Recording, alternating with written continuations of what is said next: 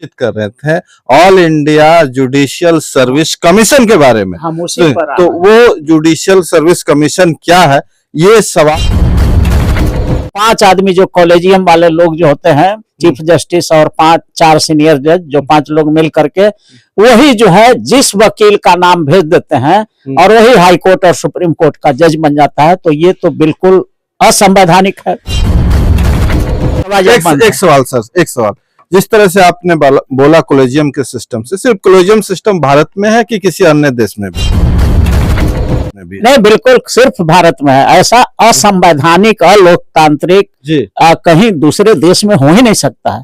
ये भारत ही ऐसा देश है जो 600 वर्षों तक मुगलों का गुलाम रहा है और 200 वर्ष अंग्रेजों के गुलाम रहा है। यहाँ जितना भी जुर्म कर लीजिए पब्लिक पर, कोई रिजनमेंट नहीं होता है, कोई आंदोलन ही नहीं होता है। न्यायालय में जिस तरह से आपने बोला कि सर्विस कमीशन है, तो ये सरकार के द्वारा किया गया, तो सरकार जो है फिर उच्च न्यायालय और सुप्रीम कोर्ट में क्यों नहीं ऐसा किया जा रहा है? में ये लंगड़ी लूल्ही जो सरकार है, जब कंप्लीट बहुमत में था तब तो इसने एक ऐसा कमीशन बनाया, जैसे मनुस्मृति एगो किताब लिखा लोगों ने, तो इतना उसका निंदा हुआ, इतना शब्द का उपयोग किया है। तो क्या ये सरकार का जिम्मेवारी नहीं बनता है कि हर चीज में संवैधानिक तरीके से लोगों को मतलब लाया जाए? ऑल इंडिया जुडिशियल सर्विस घोषित करेंगे, वैकेंसी निकालेंगे, प्रिलिमिनरी टेस्ट लेंगे, मेन टेस्ट लेंगे, उसमें आरक्षण देंगे, इंटरव्यू लेंगे और तब बहाल करेंगे हाईकोर्ट। राष्ट्रपति महोदय आप ही के हैं और प्रधानमंत्री जी आप ही के हैं, तो क्या ये लोग नहीं चाहते कि फिर से वो व्यवस्था लागू हो, सभी लोग की भागीदारी मिले? सरकार इस पर क्यों नहीं आगे बढ़? बंद हो गए, शिबू सोरेन बंद हो गए, वो क्या नाम है, मधु कोड़ा बंद हो गया, उधर अरविंद केजरीवाल बंद हो गया जी। लेकिन इन लोग को पागलपन का हद है।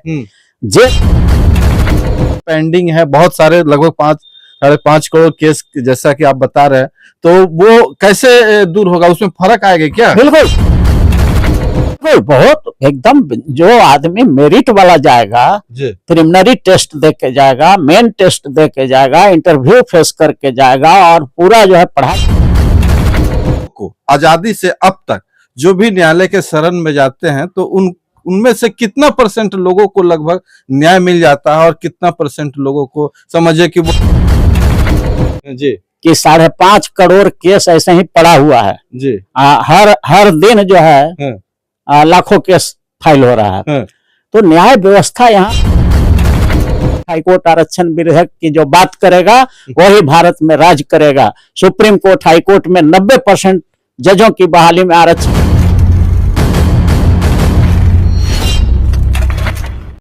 नमस्कार, मैं रविंद्र कुमार और देखना शुरू कर चुके हैं बेनिफिट टीवी न्यूज। लगातार जनता की जन की आवाज हम उठाते रहते हैं और जनता की समस्या को लेकर लगातार आपसे कुछ न कुछ इंटरव्यू में बताते रहते हैं। ऐसे में आज हमारे साथ हैं अधिवक्ता अरुण कुशवाहा सर, जो कि पटना हाई कोर्ट के अधिवक्ता है, साथ ही साथ ये सुप्रीम कोर्ट के भी प्रैक्टिस करता है। आपको बताते चले, एक परिचय ये भी है कि ये संविधान विशेषज्ञ भी है। तो हम बात करेंगे न्यायपालिका में जजों की बहाली के बारे में, क्योंकि इनका एक कॉन्सेप्ट है all India judicial service commission का, जो कि लगातार पिछले कई वीडियो में कई जगहों पे इसके बारे में आवाज उठाते आए हैं और साथ ही साथ न्यायपालिका में आरक्षण की बात भी लगातार ये उठाते आए हैं।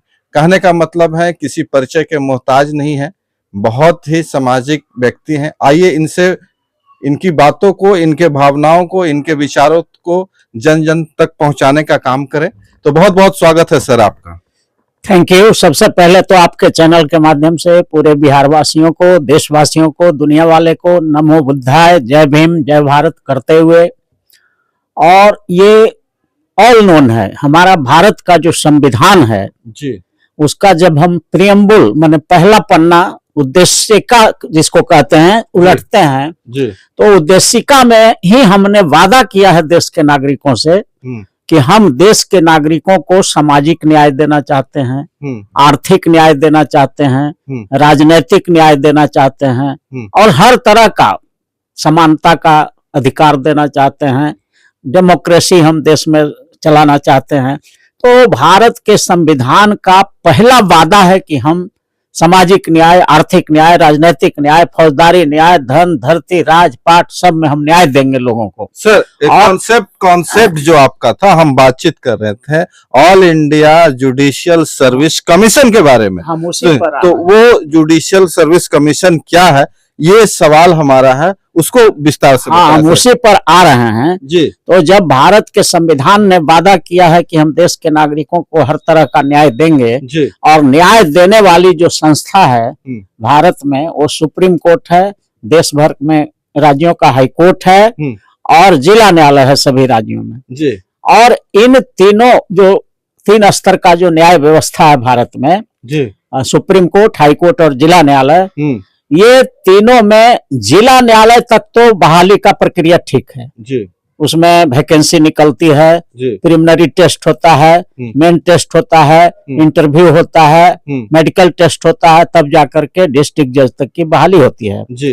तो डिस्ट्रिक्ट जज तक की जो प्रक्रिया है वो बिल्कुल लोकतांत्रिक है, संवैधानिक है और उसमें मेरिट का भी महत्व होता है जी। लेकिन हाई कोर्ट और सुप्रीम कोर्ट का जो प्रक्रिया है सिलेक्शन का, जजेज का जी। ये बिल्कुल असंवैधानिक है, कॉलेजियम सिस्टम है जी। कॉलेजियम में आपको बता दें कि भारत के संविधान का आर्टिकल 1 से 395 तक आप पढ़ जाइए, माइन्यूटली उसको पढ़ जाइए, कहीं भी कॉलेजियम शब्द का कहीं जिक्र ही नहीं है जी। ये बिल्कुल जो है ये बनाया गया है न्यायाधीशों के द्वारा, सुप्रीम कोर्ट और हाई कोर्ट के न्यायाधीशों के द्वारा बनाया जाता है, जिसमें कोई सिलेक्शन कमेटी उन लोगों ने बना लिया है और इसमें इतना अलोकतांत्रिक व्यवस्था है कि हाई कोर्ट और सुप्रीम कोर्ट के जजों की जब वैकेंसी होती है, खाली होते हैं रिटायर होने के बाद, तो न तो इसके लिए एडवर्टीजमेंट निकाला जाता है, न प्रिलिमिनरी टेस्ट होता है,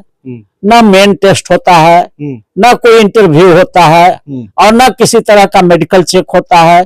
यही 5 आदमी जो कॉलेजियम वाले लोग जो होते हैं, चीफ जस्टिस और 4 सीनियर जज, जो 5 लोग मिल करके वही जो है जिस वकील का नाम भेज देते हैं और वही हाई कोर्ट और सुप्रीम कोर्ट का जज बन जाता है। तो ये तो बिल्कुल असंवैधानिक है सर, हम उस पर भी आ रहे हैं जी, 1 मिनट। हाँ। ये बिल्कुल असंवैधानिक है, मेरिट किलर भी है और इसमें 27 लाख जो वकील हैं पूरे भारत में, उनको पार्टिसिपेट करने का मौका भी नहीं मिलता है जी। तो ये हर तरह से मेरिट किलर भी है। कॉलेजियम में मेरिट का कोई महत्व नहीं है, जिनको वो 5 आदमी मिलकर चुन लेते हैं, तो जहां भी नॉमिनेशन से द्वारा होता है तो वहां पर बिल्कुल जो है करप्शन होगा और अपने ही परिवार के लोगों का, और आज परिणाम उसका दुष्परिणाम है कि 250 से 300 परिवार जो है पूरे हाई कोर्ट और सुप्रीम कोर्ट के न्यायाधीशों के पद पर बैठे हुए हैं जी। तो हम लोगों ने एक all India judicial service commission बनाने की हम लोग मांग करते हैं, जो हमारे मांग नहीं है, ये भारत के संविधान का आर्टिकल 312 सब क्लॉज 2 में लिखा हुआ है। अच्छा। कि देश में 3 तरह की सेवाएं होंगी जी। एक IAS का है, इंडियन एडमिनिस्ट्रेटिव सर्विस, और दूसरा इंडियन पुलिस सर्विस, और तीसरा इंडियन जुडिशियल सर्विस का भी उसमें जिक्र है जी। लेकिन बेईमानी कहां पर किया लोगों ने, इंटेलेक्चुअली डिसऑनेस्टी कहां पर हुआ जी। कि IAS के लिए तो आयोग बन गया जी। UPSC है ना, IAS का सिलेक्शन के लिए यूनियन पब्लिक सर्विस कमीशन है, बिल्कुल सर। IPS के लिए भी वही उसी में होता है, UPSC से ही होता है जी जी। लेकिन IJS जो था तीसरा, इसको इन लोगों ने इंटेलेक्चुअली जो आरक्षण विरोधी ताकते हैं, संविधान विरोधी ताकते हैं, जो लोकतंत्र को नहीं मानते हैं, डेमोक्रेसी को नहीं मानते हैं, इक्वालिटी को नहीं मानते हैं, इक्वल अपॉर्चुनिटी देने की बात जो नहीं करते हैं, तो वैसे कुछ न्यायाधीशों ने, सुप्रीम कोर्ट और हाई कोर्ट के न्यायाधीशों ने मिलकर के एक कॉलेजियम का गठन कर दिया। कॉलेजियम से सबसे बड़ा जो घाटा हो रहा है कि देश के 27 लाख वकील को हाई कोर्ट और सुप्रीम कोर्ट के जज के सिलेक्शन में पार्टिसिपेट भी करने का मौका नहीं मिलता है। वो एकदम अलोकतांत्रिक तरीके से हो रहा है। आर्टिकल 16 जो संविधान का है कि सभी को अपॉर्चुनिटी दिया जाना चाहिए, अगर वैकेंसी होता है तो देश के सारे वकील जो 10 वर्ष प्रैक्टिस कर लिए हैं उन सबको बैठने का मौका होना चाहिए, ऐसा नहीं होता है। तो ये आर्टिकल 16 जो फंडामेंटल राइट है उसका भी उल्लंघन होता है। इसलिए all India judicial service commission का गठन भारत के संविधान के आर्टिकल 312 सब क्लॉज 2 के तहत होना चाहिए और हाई कोर्ट और सुप्रीम कोर्ट के जजों की जितनी भी वैकेंसी हो उसको पब्लिश करना चाहिए और देश भर के हाई कोर्ट के वकील उसमें बैठे, सुप्रीम कोर्ट के वकील वैकेंसी में अप्लाई करें, प्रिलिमिनरी टेस्ट हो, मेन टेस्ट हो, इंटरव्यू हो, मेडिकल टेस्ट हो और तब जाके जो टैलेंटेड क्रीम लोग आते हैं तो वो डिस्पोजल तेज हो जाएगा। आज हमारे देश में दुर्भाग्य है जो कॉलेजियम सिस्टम से चुने हुए जो न्यायाधीश गए हैं, आज 5.5 करोड़ केस भारत में पेंडिंग पड़ा हुआ है जी। और ये 5.5 करोड़ केस पेंडिंग इसी वजह से है क्योंकि कॉलेजियम के द्वारा जो सिलेक्शन हो रहा है उसमें जो है मेरिट का कोई कद्र नहीं है जी। तो हम all India judicial service commission का गठन का मांग भारत के राष्ट्रपति से, भारत के प्रधानमंत्री से, हम भारत के मुख्य न्यायाधीश से करते हैं, सारे हाई कोर्टों के जजों, चीफ जस्टिस से मांग करते हैं और सबसे ज्यादा हमारा जो डिमांड है पार्लियामेंट में जो एमपी लोग हैं उन्हीं को पावर है जी। All India judicial service commission का गठन का पावर पार्लियामेंट के लोगों का है जी। तो इसमें जो है सिर्फ और सिर्फ कॉलेजियम में उच्च जाति वर्ग के लोग रहते हैं, दोनों जगह का, सुप्रीम कोर्ट का कॉलेजियम में भी शेड्यूल कास्ट का कोई प्रतिनिधित्व नहीं रहता है, शेड्यूल ट्राइब का कोई प्रतिनिधित्व नहीं रहता है, अति पिछड़ा का कोई प्रतिनिधित्व नहीं रहता है, ओबीसी का भी कोई प्रतिनिधित्व नहीं रहता है, माइनॉरिटी का भी कोई प्रतिनिधित्व नहीं रहता है। कॉलेजियम का जो 5 सदस्य होते हैं वो सब के सब जनरली सवर्ण लोग होते हैं, हाई कास्ट हिंदूज होते हैं जो आरक्षण का विरोध करते हैं।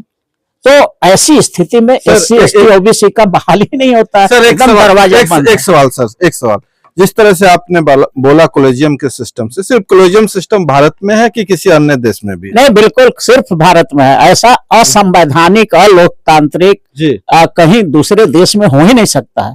ये भारत ही ऐसा देश है जो 600 वर्षों तक मुगलों का गुलाम रहा है और 200 वर्ष अंग्रेजों के गुलाम रहा है। यहाँ जितना भी जुर्म कर लीजिए पब्लिक पर कोई रिजनमेंट नहीं होता है, कोई आंदोलन ही नहीं होता है। दूसरा देश में अगर इस तरह से बहाली होता कॉलेजियम सिस्टम से तो अब कभी क्रांति हो जाता, पूरे देश में एकदम बिल्कुल हो जाता कि भाई क्यों आप सेलेक्टिव लोग को जज बनाइएगा। सर एक बात और है कि जिला न्यायालय में जिस तरह से आपने बोला कि सर्विस कमीशन है तो ये सरकार के द्वारा किया गया, तो सरकार जो है फिर उच्च न्यायालय और सुप्रीम कोर्ट में क्यों नहीं ऐसा किया जा रहा? बिल्कुल, जो केंद्र सरकार हमारी है जी।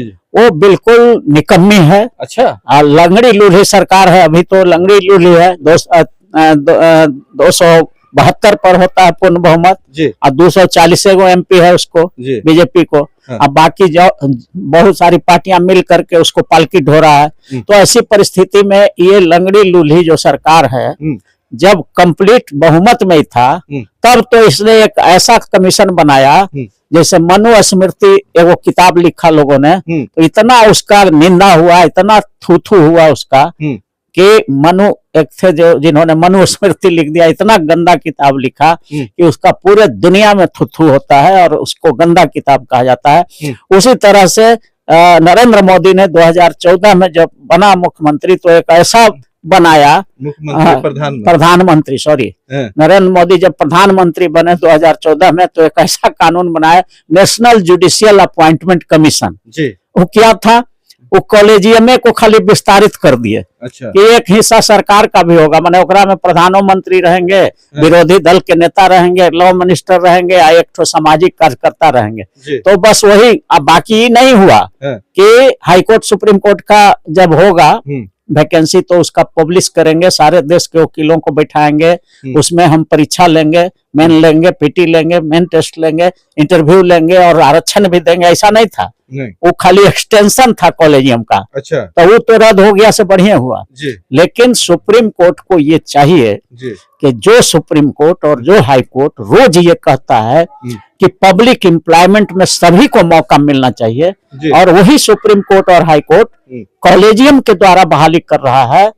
और ये ऐसा व्यवस्था कहीं दुनिया में किसी देश में भी नहीं है कि जज ही जज को बहाल कर दे।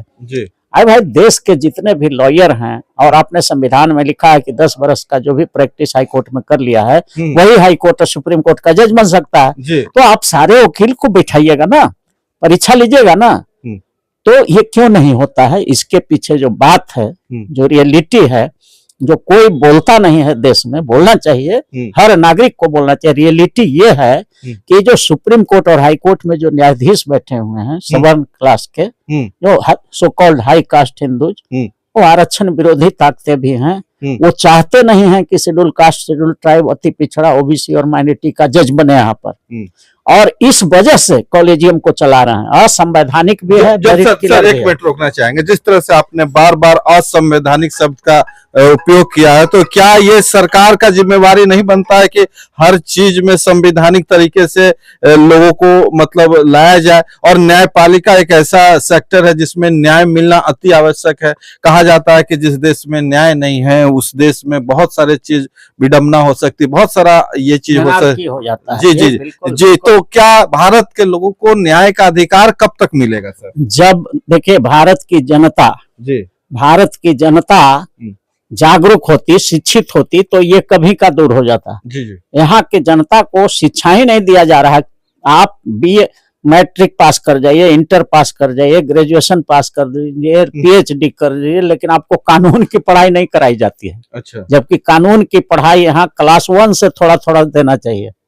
अधिकार और कर्तव्य सब सिखाया जाना चाहिए। तो यहाँ पर लॉ का पढ़ाई इसलिए नहीं किया जाता है कि वो चाहता है कि हम जुडिशरी से शासन करें, और जो सामाजिक न्याय की जो बात है वो दबा रहे, शिक्षित लोग न हो। और हमको तो लगता है कि 93 के बाद जब से कॉलेजियम बना है और न्यायाधीशों की नियुक्ति होने लगी। 93 से पहले क्या था सर? 93 से पहले था कि एडवोकेट जनरल और चीफ जस्टिस नाम भेजते थे। अच्छा। और सरकार, राज्य की जो सरकार होती थी, अच्छा, वो कैबिनेट से पास करती थी, और तब गवर्नर उसको करते थे, नाम को भेजते थे, और तब जाकर के वो फिर सुप्रीम कोर्ट जाता था और फिर पार्लियामेंट से पारित होकर के वो बन जाता था राष्ट्रपति के मोहर से। अच्छा। तो पहले राज्य सरकार के हाथ में था। अच्छा।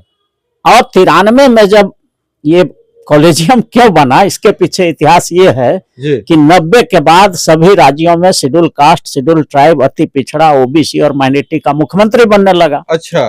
तो ये इन लोगों को लगा, जो आरक्षण विरोधी ताकतें हैं, मनुवादी ताकतें हैं, जो संविधान को नहीं, संविधान विरोधी जो ताकतें हैं, इन लोगों को लगा कि जब अब मुख्यमंत्री तो सब SC ST OBC माइनॉरिटी का बनने लगा, तो जब अब नाम भेजेगा तो उसी का एडवोकेट जनरल भी होगा। एडवोकेट जनरल नाम SC ST OBC का भेज देगा, और कैबिनेट जो स्टेट का है वो भी फॉरवर्ड कर देगा, और केंद्र में भी इन्हीं लोगों का वर्चस्व है पार्लियामेंट में। तो अब इन लोग जज बन जाएगा, तो फिर बड़ा मुश्किल हो जाएगा, हमारे बाल बच्चे कहाँ जाएंगे।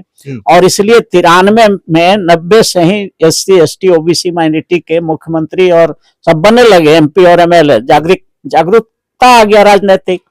तो इन लोगों ने चाल चला कि दरवाजा बंद कर दिया।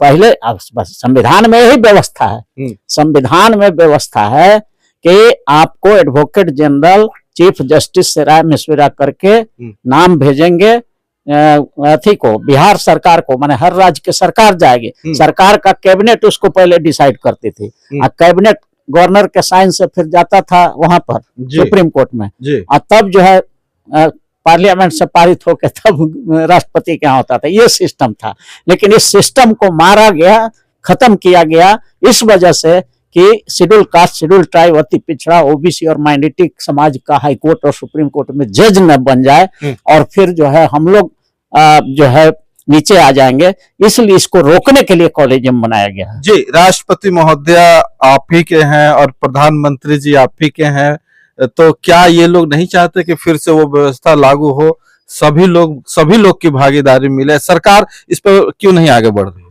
देखिए, सरकार जो है, सरकार अभी जो नीतीश जी बिहार में हैं, जी, और केंद्र में मोदी जी हैं, जी। अब इन लोगों के माइंड में ये लोग जेल में बंदर की तरह बंद हो जाएगा। लालू जी बंद हो गए, शिबू सोरेन बंद हो गए, वो क्या नाम है, मधु कोड़ा बंद हो गया, उधर अरविंद केजरीवाल बंद हो गया, लेकिन इन लोग को पागलपन का हद है, जेल में चला जाएगा। लेकिन न्यायालय में हमारा जज हो शेड्यूल कास्ट, शेड्यूल ट्राइब, अति पिछड़ा, ओबीसी और माइनॉरिटी का, इसके लिए ये लोग सोचता ही नहीं है। माने जितना जुर्म कहा ना हमने कि बहुत दिन से गुलाम रहा है ना ये सब। अच्छा अच्छा। तो गुलामी का जीन में घुसा हुआ है, जुर्म सह लेगा लेकिन बगावत नहीं करेगा। अच्छा। तो हम चाहते हैं कि भारत के जितने भी सांसद हैं जो शेड्यूल कास्ट के हैं, शेड्यूल ट्राइब के हैं, अति पिछड़ा वर्ग के हैं, ओबीसी के हैं और माइनॉरिटी के हैं, लगभग 450 सांसद हैं पार्लियामेंट में। जिस दिन ये 450 सांसद खड़ा हो जाए, यूनिटी बना ले कि नहीं नहीं सुप्रीम कोर्ट, हाई कोर्ट में हमारे समाज का जज नहीं बन रहा, हम उनका वोट लेकर के आते हैं, तो हम all India judicial service commission का गठन करेंगे और जज का जो हाई कोर्ट और सुप्रीम कोर्ट का जज का जो पद है उसको हम लोग ऑल इंडिया जुडिशियल सर्विस घोषित करेंगे, वैकेंसी निकालेंगे, प्रिलिमिनरी टेस्ट लेंगे, मेन टेस्ट लेंगे, उसमें आरक्षण देंगे, इंटरव्यू लेंगे और तब बहाल करेंगे हाई कोर्ट। तो क्या कौन रोक लेगा? क्योंकि यहाँ पार्लियामेंट का सुपरमेसी है, सुपरमेसी ऑफ पार्लियामेंट है, तो ये लोग बनाता ही नहीं है। सर एक बात और है कि जिस तरह आपने बार बार कह रहे हैं कि भाई all India judicial service commission बनना चाहिए, अब की जो न्याय व्यवस्था है और इसके बाद जो जजों की बहाली होगी, तो क्या इसमें न्याय व्यवस्था में क्या फर्क आएगा? जिस तरह से केस पेंडिंग है बहुत सारे, लगभग 5.5 करोड़ केस जैसा कि आप बता रहे हैं, तो वो कैसे दूर होगा? उसमें फर्क आएगा क्या? बिल्कुल, बहुत एकदम। जो आदमी मेरिट वाला जाएगा, प्रिलिमिनरी टेस्ट दे के जाएगा, मेन टेस्ट दे के जाएगा, इंटरव्यू फेस करके जाएगा और पूरा जो है पढ़ाई करके तैयार होके पूरा कानून की जानकारी के साथ परीक्षा में बैठेगा और तैयारी करके जो जज बनेगा, तो ये जो कॉलेजियम वाला जो रिकमेंडेड लोग होते हैं, मनोनीत लोग होते हैं, उसका कोई बराबरी कर लेगा क्या? इसलिए ये जो 5.5 करोड़ जो केस पेंडिंग है भारत में, उसका मुख्य रीजन यही है कि कॉलेजियम सिस्टम से मेरिट वाले जज जा ही नहीं रहे हैं, भाई भतीजा वंशवाद के आधार पर हो जा रहा है सिलेक्शन और उसमें मेरिट का कोई कद्र नहीं है। इस वजह से 5.5 करोड़ केस पेंडिंग लेके घूम रहे हैं और दावा करते हैं कि हम मेरिट वाला को बहाल करते हैं। ये दावा बिल्कुल गलत है। आप मेरिटोरियस हैं तो 5.5 करोड़ केस आपके माथा पर क्यों लदा हुआ है? आप क्यों नहीं डिस्पोजल करते हैं? जी तो सर जिस तरह से न्याय व्यवस्था की बात है, पूरे विश्व में न्याय व्यवस्था फैली हुई है, हर देश का अपना अपना कानून है, हर देश में न्याय व्यवस्था होती है। भारत के लोगों को आजादी से अब तक जो भी न्यायालय के शरण में जाते हैं, तो उनमें से कितना % लोगों को लगभग न्याय मिल जाता है और कितना % लोगों को समझे कि वो न्याय के बिना तरसते रहते हैं? आप ये बात कल्पना करिए ना जी कि 5.5 करोड़ केस ऐसे ही पड़ा हुआ है जी। हर दिन जो है लाखों केस फाइल हो रहा है, तो न्याय व्यवस्था यहाँ चरमराया हुआ है, कोलैप्स्ड है। अच्छा, न्याय हम लोग दे ही नहीं पा रहे हैं, नहीं दे पा रहे हैं। नहीं, बिल्कुल। आज जा रहे हैं कोर्ट कचहरी में, देखिए कि सर लाइन में सिर्फ लाइन लगा देता है लोग। और आज कोई हत्या हो गया किसी के बाल बच्चे का या किसी आदमी का, और उसको 20 साल के बाद न्याय मिलता है, तो ये कौन सा न्याय हुआ? इसलिए न्याय होना चाहिए, सब हर तरह के न्याय का सीमा तय होना चाहिए कि मर्डर का केस है तो भाई 6 महीना में हम डिस्पोजल कर देंगे या साल भर में कर देंगे। 307 का अटेम्प्ट टू मर्डर का है तो उसको हम 6 महीना में करेंगे। तो इस तरह से जो है हर न्याय का, हर तरह के केस का डिस्पोजल का सीमा होना चाहिए, लेकिन ये सब नहीं करेगा क्योंकि केस पेंडिंग रखा भी जाता है। क्यों? इसका कारण भी है। केस को जान के पेंडिंग रखा जाता है। उसके पीछे कारण ये है कि 99% मुद्दई मुद्दालय जो है शेड्यूल कास्ट, शेड्यूल ट्राइब, अति पिछड़ा, ओबीसी और माइनॉरिटी समाज का, गरीब समाज का संख्या है 90%। और मुद्दई केस में तो उसी यही लोग रहता है फंसा हुआ।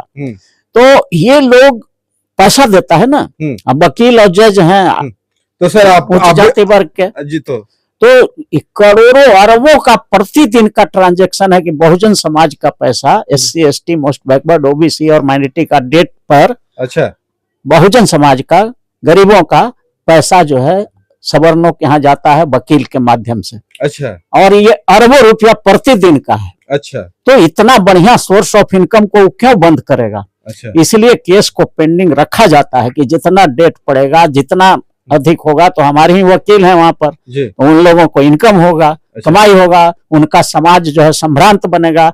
और आपको बता दें, इट इज हार्ड रियलिटी कि एक गरीब आदमी का जिसके पास 2-4 बीघा जमीन है, अगर उसका झूठा भी मर्डर में नाम पड़ गया तो उसका खेत बिक जाएगा, थाली लोटा बिक जाएगा, गहना औरतों का बिक जाएगा और उसको न्याय मिलने में 20 साल लगेगा। 20 साल में वो फिर जो है लैंडलेस हो जाएगा, होमलेस हो जाएगा, पुअर हो जाएगा, बिलो पॉवर्टी लाइन आ जाएगा। ये स्थिति है। यहाँ न्याय इतना महंगा है। आप सुप्रीम कोर्ट के वकीलों का फीस आप जानते होंगे, 5 लाख 10 लाख, इस तरह का कहाँ से गरीब को न्याय मिलेगा। और जो लीगल एड जो बनाया गया है फ्री सर्विस देने का कि सरकार उसको फीस देगी, तो उसमें भी अमीर लोग सब बैठा हुआ है। अच्छा। एक भी गरीब लीगल एड में नहीं रहता है। हाईकोर्ट का जज रहेगा। अब बताइए, इसमें गरीब लोग को चुन चुन करके न देना चाहिए लीगल एड में। गरीब समाज के, शेड्यूल कास्ट के, शेड्यूल ट्राइब के, अति पिछड़ा के, ओबीसी के, माइनॉरिटी के उसमें होना चाहिए लीगल एड कमिटी में। तो सब जो है इसमें भी सवर्णीय लोग हैं। अच्छा। तो कहाँ से गरीबों को न्याय मिलेगा। इसलिए हम लोगों ने एक विधेयक बनाया है, उसका नाम है सुप्रीम कोर्ट हाई कोर्ट जजेज अपॉइंटमेंट रिजर्वेशन बिल। अगर ये बिल पारित हो जाएगा तो पहला काम होगा कि कॉलेजियम खत्म हो जाएगा। दूसरा काम होगा कि all India judicial service commission बन जाएगा। तीसरा काम होगा कि हाई कोर्ट सुप्रीम कोर्ट के जजों का वैकेंसी निकलने लगेगा, तो देश के 27 लाख वकीलों को उसमें बैठने का मौका मिलेगा। प्रिलिमिनरी टेस्ट होगा, मेन टेस्ट होगा, इंटरव्यू होगा, मेडिकल टेस्ट होगा और उसमें रिजर्वेशन होगा जनसंख्या के अनुसार 90%। और तब जाके सुप्रीम कोर्ट और हाई कोर्ट में जज की बहाली होगी। तो सारे लोगों को, सभी वर्गों का जब जज रहेगा तो सभी वर्गों को सामाजिक न्याय मिलेगा, आर्थिक न्याय मिलेगा, राजनीतिक न्याय मिलेगा, फौजदारी न्याय मिलेगा, धन धरती राजपाट सब में न्याय मिलेगा। इसलिए हमारा जो ये विधेयक है जिसका नाम है सुप्रीम कोर्ट हाई कोर्ट जजेज अपॉइंटमेंट रिजर्वेशन बिल, इसको शॉर्ट में सुप्रीम कोर्ट हाई कोर्ट आरक्षण बिल भी कह सकते हैं। तो इसको किसी को अगर जरूरत है इस बिल की कॉपी का, तो हमारा मोबाइल नंबर है 99 056 251। इस पर जो है आप बिल की कॉपी मांगिए, हम भेजते हैं। और अपने अपने सांसदों पर दबाव बनाइए कि इस विधेयक को लोकसभा से पारित कराओ, नहीं तो अगला बार चुनाव में तुमको हम जीतने नहीं देंगे। हम जो 90% लोग हैं, हमारा हक मारी हो रहा है सुप्रीम कोर्ट हाई कोर्ट के जजों की बहाली में, जिसके वजह से हमको न्याय नहीं मिलता है गरीबों को। तो जब तक ये विधेयक नहीं पारित करोगे तो अगला चुनाव में हम आप लोग को हराएंगे। ऐसा माहौल बनावे, हर जगह धरना, प्रदर्शन, मशाल जुलूस, सभा, सेमिनार इस विधेयक को पारित कराने के लिए। सुप्रीम कोर्ट हाई कोर्ट आरक्षण विधेयक की जो बात करेगा वही भारत में राज करेगा। सुप्रीम कोर्ट हाई कोर्ट में 90% जजों की बहाली में आरक्षण की जो बात करेगा वही अब भारत में राज करेगा। ये नारा हर देश के हर कोने में गूंजना चाहिए और तब जाकर के ये विधेयक पारित होगा और तब जजों की बहाली में, सुप्रीम कोर्ट हाई कोर्ट के जजों की बहाली में पारदर्शिता आएगी और सभी वर्ग के जज बन पाएंगे। चलिए, बहुत बहुत धन्यवाद। ये थे हमारे साथ अरुण कुशवाहा सर। जजों की बहाली से लेकर न्याय व्यवस्था पर लगातार सवाल किए, उन्होंने क्या कुछ अंदर की बातें हैं ये भी उन्होंने बताया। आपको वीडियो कैसा लगा, बहुत बहुत धन्यवाद। वीडियो कैसा लगा जरूर कमेंट करके जरूर बताएं। ज्यादा से ज्यादा वीडियो को भी शेयर करें। बहुत बहुत धन्यवाद सभी साथियों को सर, बहुत बहुत थैंक यू।